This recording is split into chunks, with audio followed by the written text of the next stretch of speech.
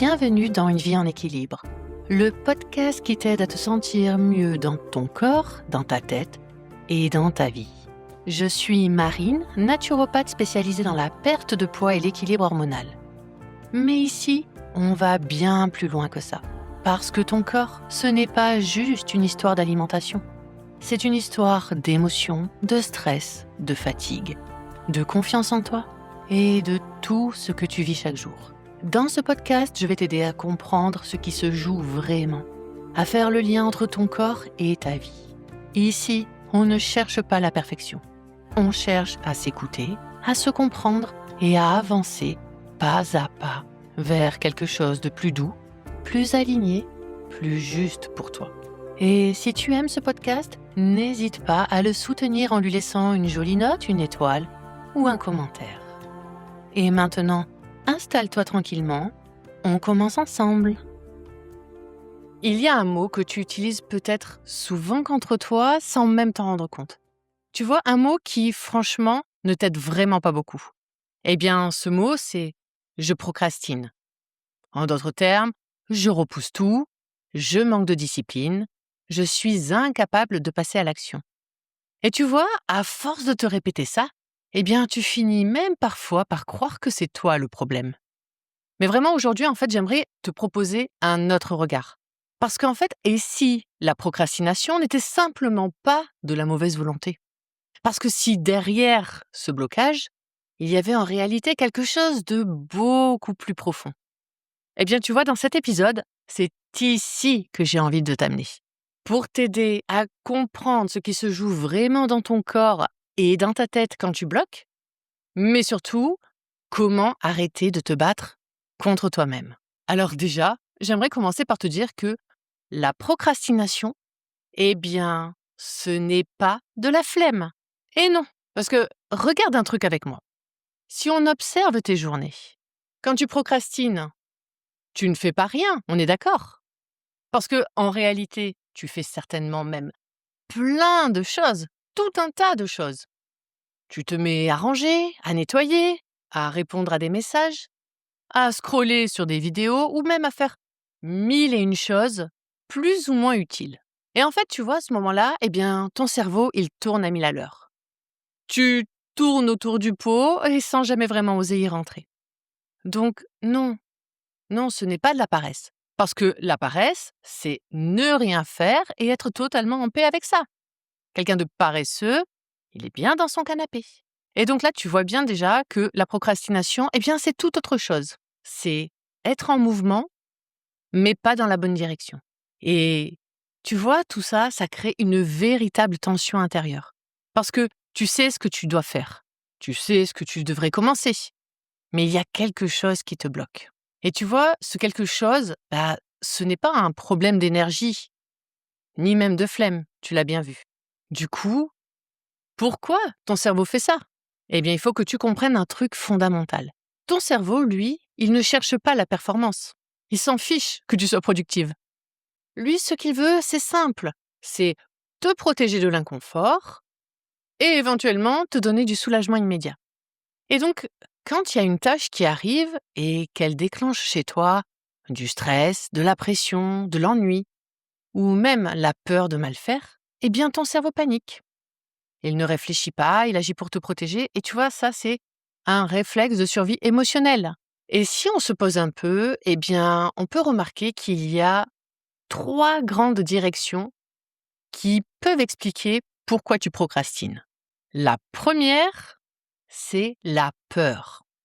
La peur d'échouer, la peur de réussir, la peur de ne pas être à la hauteur, de ne pas être parfaite dans ce que tu fais. Et donc, tu vois, ce besoin viscéral que tu as, que tout soit idéal, parfait, que ce soit le bon moment, la bonne énergie, la bonne méthode, eh bien, tout ça, ça te bloque. Et donc, tu repousses pour avoir l'illusion de garder le contrôle. Sauf que ce que ton cerveau n'anticipe pas, c'est que plus tu attends, plus la montagne que tu imagines devoir gravir grandit. Ensuite, la deuxième raison à la procrastination, c'est certainement la surcharge émotionnelle. Parce que oui, parfois tu es juste épuisé mentalement. Ton cerveau est saturé, ton corps est en surchauffe, et la moindre petite tâche supplémentaire te paraît complètement insurmontable. Et là, tu vois, eh bien, ce n'est pas un problème de motivation. C'est un signal d'alarme. Ton corps te dit stop, c'est trop plein, arrête. Et là, clairement, forcer ne servira à rien. Il faut ralentir et récupérer. Et la troisième raison qui se trouve derrière la procrastination, eh bien, c'est le désalignement. Parce que oui, ok, la peur, la fatigue, mais lorsque tu essayes de faire quelque chose qui ne te correspond plus du tout, lorsque tu te sens complètement déconnecté, vide de sens, eh bien, à ce moment-là, ça peut générer aussi de la procrastination. Parce que là, en fait, tu te retrouves avec ton mental qui veut avancer, parce qu'il se dit, il faut que je le fasse, mais ton corps, lui, il appuie sur le frein. Et ça crée une résistance énorme. Et tu vois, là, la vraie question à te poser, eh bien, c'est est-ce que je suis en train de me forcer dans une direction qui n'est pas la mienne ou qui n'est plus la mienne? Parce que, attention, un chemin peut être le bon à un moment donné, mais peut-être qu'avec le temps qui passe, il ne te correspond plus. Et là, il est important de bifurquer.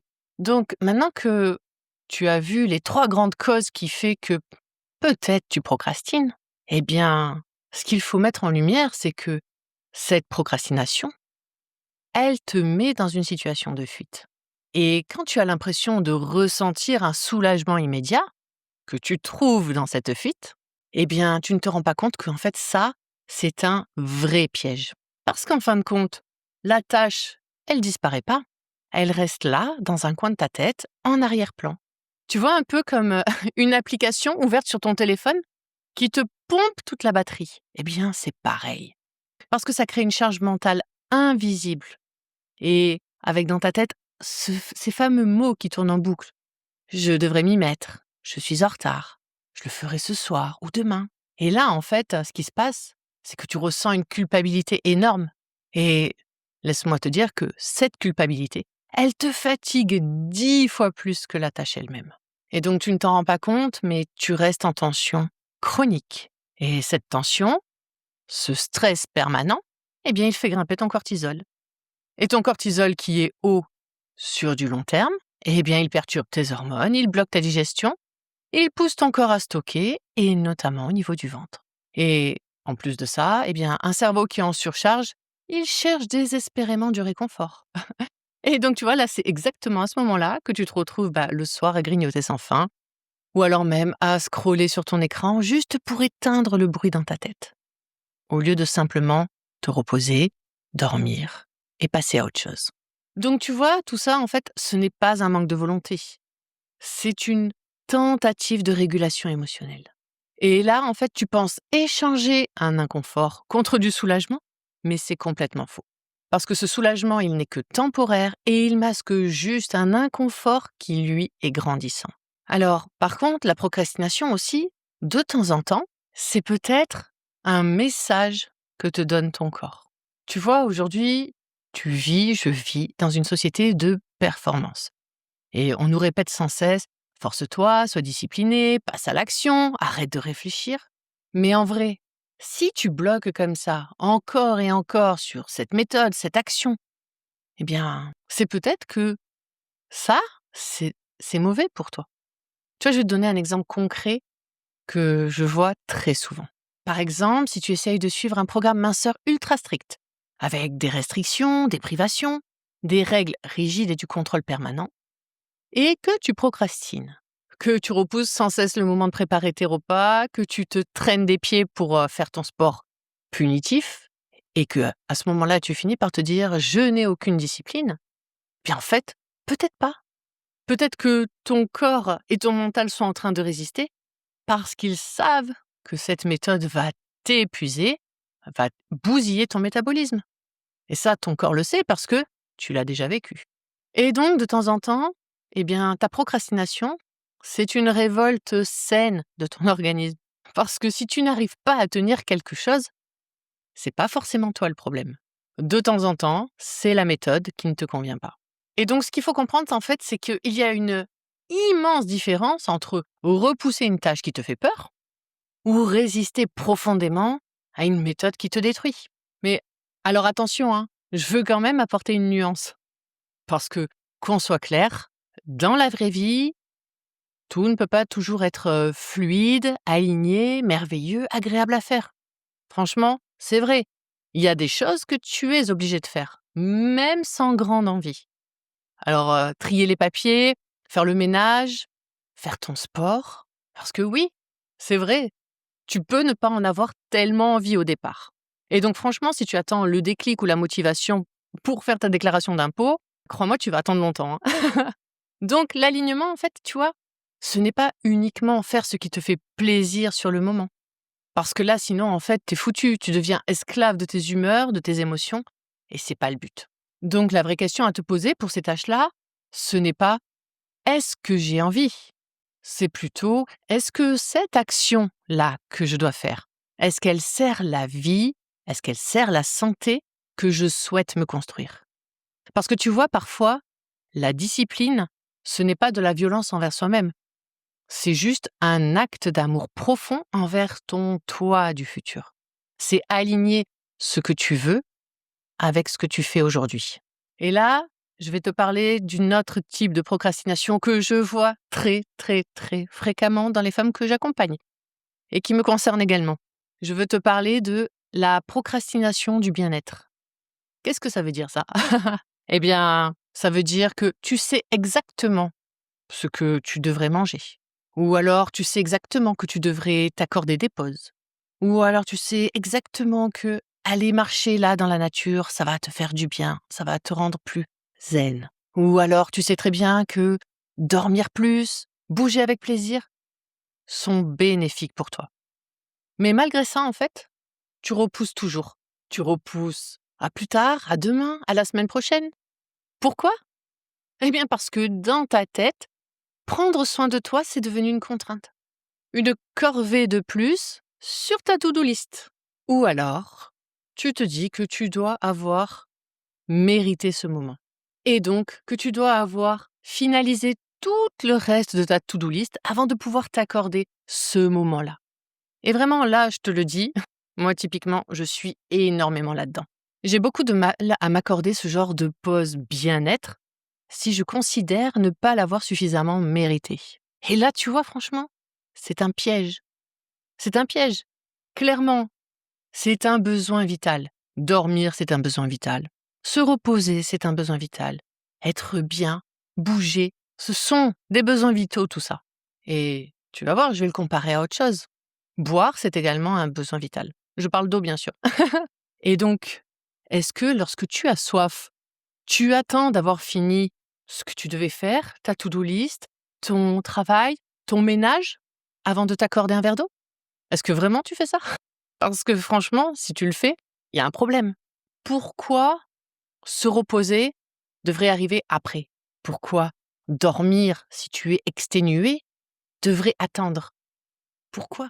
Et donc, tu vois, il est essentiel en fait de réapprendre à prioriser son propre bien-être et arrêter de repousser ce que notre corps a besoin. Et donc, tu vois, à ce moment-là, il est essentiel d'avoir une vigilance constante et de se rappeler que tout ça, ce ne sont pas des choses que l'on obtient parce qu'on l'a mérité. Ce sont des choses qu'on obtient parce qu'on en a besoin. Alors maintenant que je t'ai dit tout ça, la vraie question, c'est comment on sort de ce schéma de procrastination? Alors déjà, la première chose à faire, c'est arrêter de te juger. Parce que la culpabilité, elle fatigue et elle bloque encore plus que n'importe quelle corvée. Ensuite, il faut être capable d'accepter une vérité simple. Tu n'as pas besoin que tout soit parfait ou ni d'une grande motivation pour commencer. Parce que la motivation, c'est un mythe. Elle vient pendant l'action. Elle ne vient pas avant. Il faut commencer pour y aller. Et donc, tu vois, des fois, ton cerveau, il n'a pas forcément peur de faire la tâche. Il a peur de l'anticipation de l'effort de s'y mettre. Donc des fois, en fait, juste, voilà, réduis le début. Réduis, Rends-le tellement petit qu'en fait, tu n'as plus peur d'y aller. Et donc, je vais te donner un exemple. Au lieu de te dire cette semaine, je me reprends en main, eh bien, c'est lourd et puis ça veut tout et rien dire. Dis-toi simplement, je vais marcher 10 minutes cette semaine, ou je vais prendre un vrai repas sain pour ce soir, ou je vais répondre à un seul mail. Et tu vois, en fait, c'est la technique des petits pas. Un pas après l'autre. Et c'est comme ça que tu arrives à gruger ton cerveau. Parce que une fois que tu es lancé, le cerveau s'adapte et le blocage disparaît. Donc du coup, en fait, avec là tout ce qu'on a dit, tu l'as compris, vraiment la procrastination, c'est pas un défaut. C'est pas un manque de discipline et ce n'est pas de la paresse. Et donc, ça peut être clairement un mélange de protection, ou bien de la fatigue, ou alors un cri d'alarme de ton corps qui te demande de changer de trajectoire. Donc tu vois, la prochaine fois que tu bloqueras, vraiment, demande-toi simplement, pourquoi je procrastine? Est-ce que j'ai peur? Est-ce que la méthode que j'utilise ne me correspond plus? Est-ce que je suis trop en surcharge émotionnelle? Est-ce que mon corps est en train de me supplier de faire une vraie pause? Et si c'est ton propre bien-être que tu repousses, eh bien rappelle-toi bien de ceci. Tu n'as pas besoin d'avoir tout coché sur ta to-do list pour mériter de prendre soin de toi. Donc tu as bien vu, selon la raison qui se cache derrière la procrastination, eh bien tu pourras y répondre de manière juste et adaptée. Mais vraiment, voilà, avant tout, il faut que tu saches pourquoi. Et si aujourd'hui, eh bien, tu réalises que tu repousses sans cesse le moment de prendre soin de toi, parce que tu es tout simplement épuisé d'avance par la pression de la perfection, ou par le contrôle permanent, et par ces méthodes trop dures qui te font faire le yo-yo, eh bien, sache que vraiment tu n'as pas besoin d'avancer en force. Et donc vraiment, je t'invite à me rejoindre dans le Cercle des corps réconciliés. Il s'agit de mon espace que j'ai créé sur la plateforme School. Et vraiment, c'est un espace bienveillant où tu peux retrouver un rapport beaucoup plus apaisé avec ton corps, avec ton énergie, avec ton alimentation, et tout ça sans violence contre toi-même. Et donc, je te mets le lien dans la description au cas où. Et en attendant, prends soin de toi. Merci de m'avoir écouté. Et si tu veux aller plus loin, viens me retrouver sur mes réseaux, @Marine en équilibre. On se retrouve très vite pour le prochain épisode. Bisous!